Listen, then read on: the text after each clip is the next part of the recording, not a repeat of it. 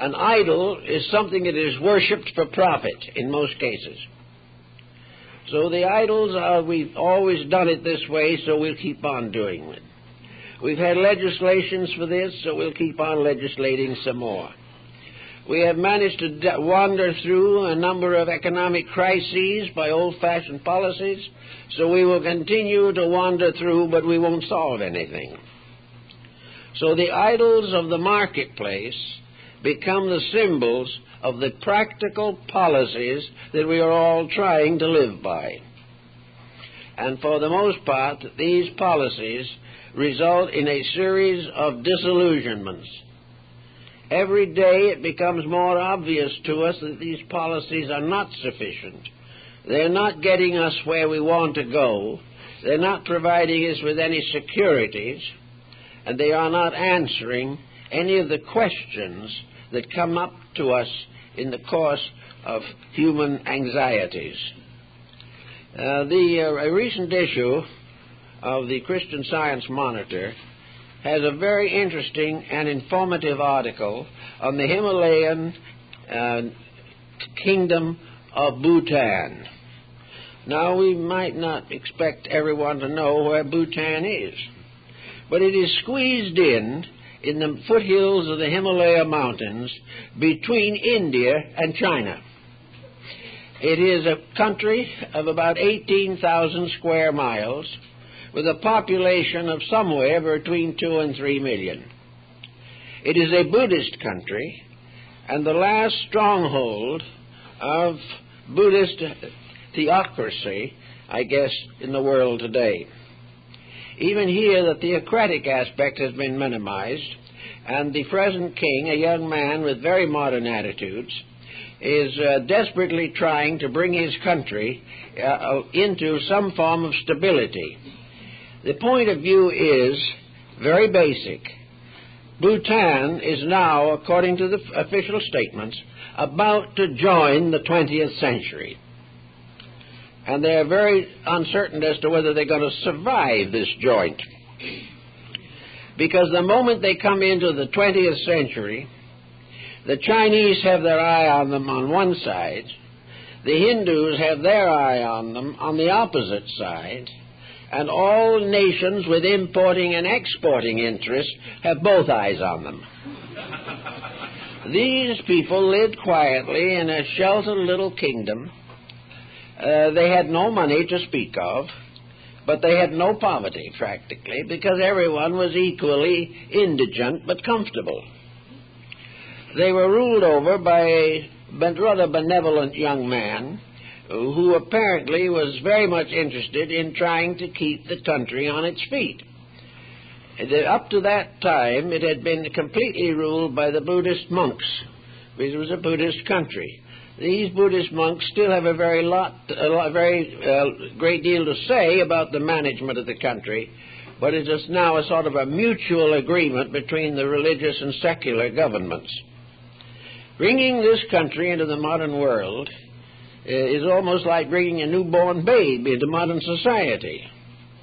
Everyone's very happy at the thought, and with a little more serious thinking, everyone starts to worry. And this is true. To meet this emergency, the Bhutanese people have decided to open the country on the India side and are building roads. They have already received grants from various funds for national improvements and so on, and they are trying desperately to establish an enduring state and hold its independence, although they are reasonably certain they can't do it. But at the same time, they are being led now by a very young but very optimistic fellow who is a graduate of the University of California, and he's gone back to help them plan an agricultural expansion program. So there's movement and anxiety and trouble. And this little independent country is gradually recognizing that it is about on the edge of being swallowed up by something bigger than itself, and against which it will have no protection whatsoever. Now, this type of problem makes us wonder a little bit as to the preciousness of entering the 20th century. Very few people have found anything about the century at the moment that is truly enjoyable. We have more than we ever had before, and still want more than we have. We have bought up and taken over in one way or another many independent states, and very few of them are any better off than they were before. They are becoming industrialized, but this is presenting them with another problem. When everybody produces everything, who buys? When we put all the machinery somewhere else for somebody, and he starts manufacturing the goods, who's going to buy it? Can we buy it simply because we put the machinery in? We're already making more of it ourselves than we know what to do with. So all this progress seems to be under the general heading of Bacon's Idols of the Marketplace. The marketplace is world economics. The marketplace is buy, sell, barter. And the marketplace reserves its greatest benefits for those who are able to dominate on the economic level. So we sit back and we think about all these things, and we try to bring these faculties of our own minds into focus to see what we can make it mean, how we are going to interpret and understand the world that we live in. Well, one of the first things we're going to have to do is to escape from the hypnosis of the marketplace. We're going to have to begin to do our own thinking, whether it be good, bad, or indifferent. We are individuals. Each human being has the potential of improving in knowledge and insights. He has the right to fulfill a destiny which will fulfill the faculties that he already possesses. He is capable of more than he is doing. He is capable of solid thinking, but is too lazy, too frightened, or too selfish to do it.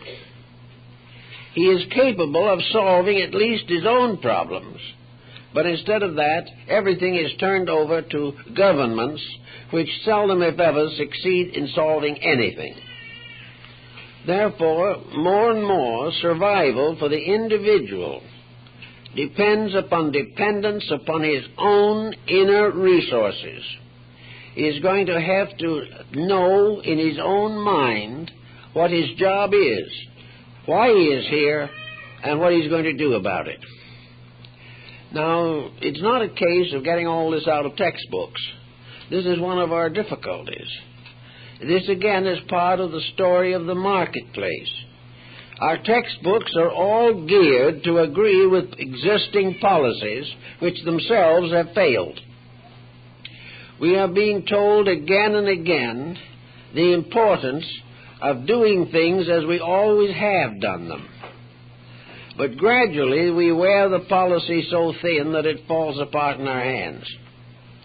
There is very little creative thinking being done, because there are very few people who want to do it, and there are very few who want to listen if anyone else does it. So, out of it all, there comes the important problem of taking care of ourselves. Not in a selfish sense, not in an egocentric way, but we have been given at birth a body from the infinite. We have been placed here by a power beyond ourselves. And it is our moral duty to do what we can to make this gift that has come, ourselves, make this gift important to the world in which we live. It's not who is going to be the next dictator.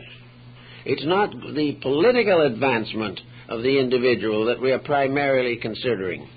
The primary consideration is that the individual shall reach a point where he is a normal human being. Now, we have two words that we often use interchangeably, normal and average. Normal, to a philosophic thinker, is a condition of being correct in the face of nature. A normal person is one who is keeping the rules of the game, the rules that are bigger than himself and bigger than any human being. Average is to try and do it as well as the next fellow does it. And if the next fellow does it badly, that excuses us from doing it the same way. Average is to be like everyone else. Normal is to be according to law. Not man-made law, but divine law. Now, what is the normal state of man? The normal state of man is health, physically. He has remarkable recuperative powers, and the body has been given all kinds of protections against the common ailments that affect the flesh.